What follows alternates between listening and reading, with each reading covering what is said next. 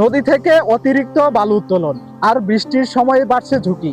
বর্ষাকালে নদীর পানি বাড়লেই আমরা বন্যা, ভাঙন কিংবা পানির বৃদ্ধির খবর শুনি, কিন্তু একটি প্রশ্ন খুব কমই আলোচনায় আসে।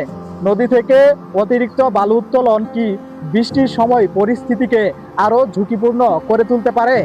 প্রথমেই একটি বিষয় পরিষ্কার করা দরকার।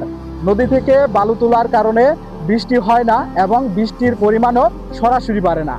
বৃষ্টি মূলত আবহাওয়া, মৌসুমী, বায়ু এবং জলবায়ুগত নানা কারণে হয়ে থাকে। তবে অতিরিক্ত ও অবৈধভাবে বালু উত্তোলন বৃষ্টির সময় নদী ও আশপাশের এলাকার উপর বড় ধরনের প্রভাব ফেলতে পারে। নদীর তলদেশ থেকে অনিয়ন্ত্রিতভাবে বালু তুলে নেওয়া হলে নদীর স্বাভাবিক গঠন পরিবর্তন হয়। কোথাও নদীর তলদেশ অস্বাভাবিকভাবে গভীর হয়ে যায়, কোথাও পাড় দুর্বল হয়ে পড়ে, ফলে বর্ষার পানি প্রবাহ বেড়ে গেলে নদীর পাড় ভেঙে যাওয়ার ঝুঁকি হতে পারে। বালু উত্তোলনের কারণে নদীর তীরে গাছগুলো ও মাটির স্বাভাবিক স্থিতিশীলতাও ক্ষতিগ্রস্ত হয়। এর ফলে অতিরিক্ত বৃষ্টি বা পাহাড়ি ঢলের সময় নদীর আশপাশের জমি ক্ষয় হওয়ার আশঙ্কা তৈরি হয়। অনেক ক্ষেত্রে নদীর কাছাকাছি তৈরি হয় বড় ধরনের গর্ত।